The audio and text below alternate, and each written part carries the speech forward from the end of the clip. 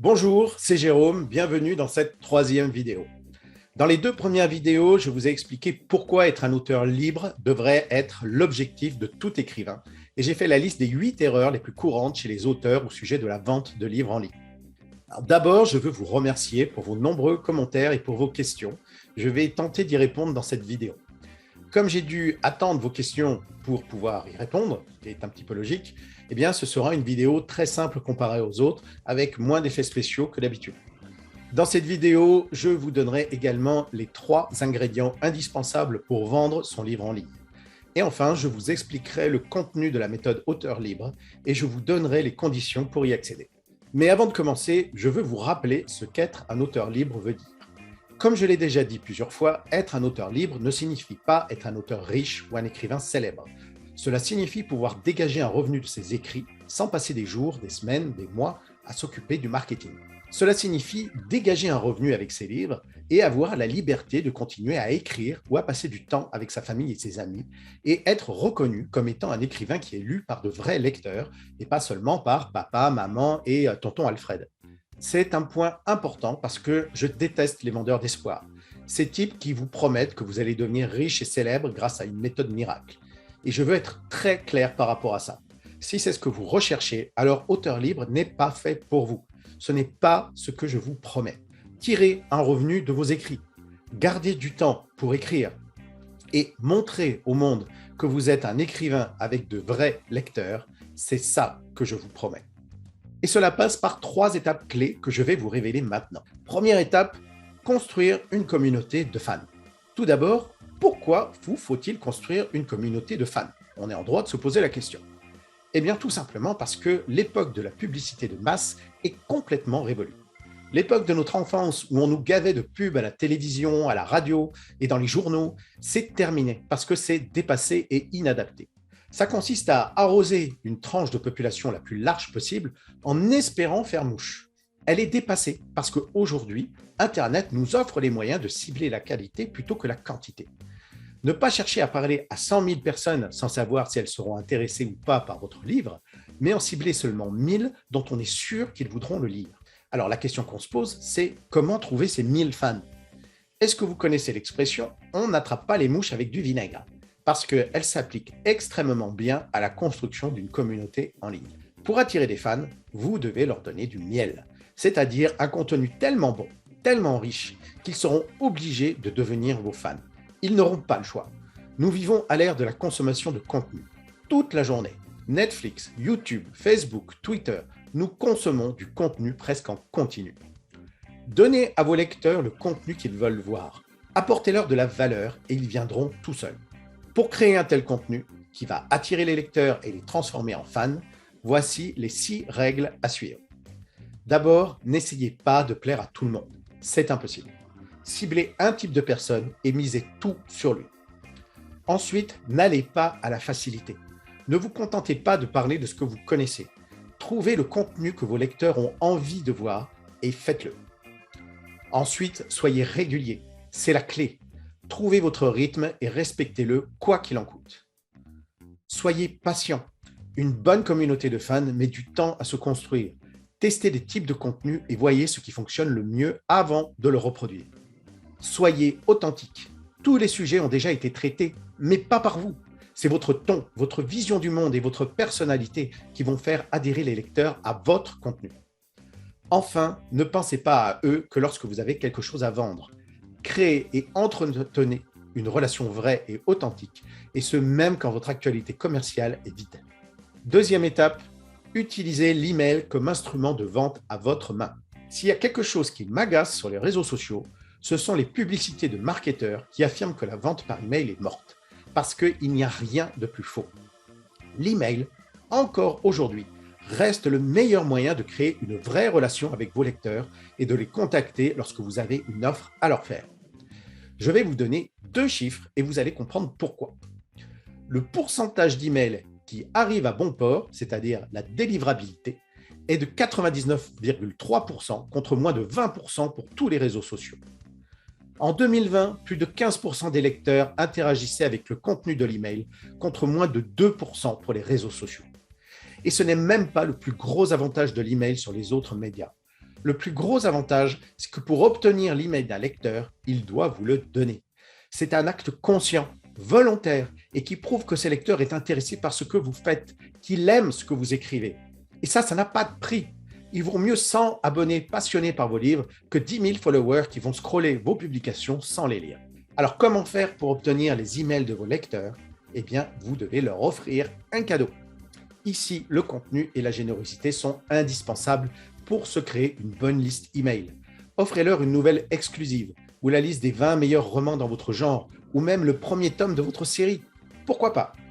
Plus l'offre sera intéressante et plus les abonnés seront nombreux et plus vous attirerez de nouveaux lecteurs pour vos livres qui, eux, ne sont pas gratuits. Comment rendre votre cadeau irrésistible et efficace? En suivant ces 3 règles simplissimes. D'abord, votre cadeau doit être exclusif. On ne doit pouvoir le trouver nulle part ailleurs, même s'il est payant. Ensuite, il doit être rattaché à vos livres publiés, appartenir au même genre ou mettre en scène le même univers ou les mêmes personnages. Vous devez en faire la publicité. Oui, vous avez bien entendu, il faut promouvoir son livre même quand il est gratuit, parce que si personne ne sait qu'il existe, alors personne ne viendra le réclamer. La liste email d'un auteur, c'est son bien le plus précieux, à tel point que je préfère avoir un nouvel abonné plutôt que faire une nouvelle vente. Parce qu'une vente égale une vente, mais un abonné égale des ventes. Troisième étape, développer un réseau d'influenceurs. De tous les leviers d'influence servant à vendre un livre, la preuve sociale est sans doute l'un des plus importants. Pourquoi? L'être humain n'aime pas prendre des risques. Il n'aime pas être le premier à se lancer dans une expérience, quelle qu'elle soit, et quel que soit le risque encouru. Il a donc besoin d'être rassuré, et rien ne le rassure plus que de lire l'avis d'un expert dans son domaine. Réfléchissez-y. Avant de payer votre place de cinéma, vous allez lire les critiques sur Allociné. Avant de réserver le logement pour vos vacances, vous allez lire les avis sur TripAdvisor. Avant d'acheter un nouveau livre, vous allez chercher ce qu'en disent les chroniqueurs et les influenceurs. Vous devez donc obtenir des chroniques sur votre livre de la part des passionnés et ou des professionnels de la critique littéraire. Le problème, c'est que ces influenceurs sont surchargés. Ils croulent sous les demandes des auteurs auto-édités et ils n'ont clairement pas le temps de répondre à toutes les demandes. Il existe des tas d'outils, de services pour mettre auteurs et chroniqueurs en relation. Le plus connu, c'est Simplement Pro, mais il y a également les hashtags sur Instagram comme hashtag Instabook ou hashtag Instalivre. Tout ça, c'est très très bien, mais ce n'est pas l'outil qui va faire la différence entre une demande satisfaite et une demande ignorée. Cette différence, elle va se jouer sur votre relation avec le chroniqueur. Imaginez que vous êtes un chroniqueur de livres et que vous recevez 2 commandes de chroniques. La première d'un auteur dont vous n'avez jamais entendu parler et qui s'adresse à vous pour la première fois, et la deuxième d'un auteur qui vient régulièrement sur vos réseaux sociaux, qui partage vos publications et avec qui vous discutez presque quotidiennement. À votre avis, qui allez-vous choisir pour faire votre chronique? Le second, évidemment.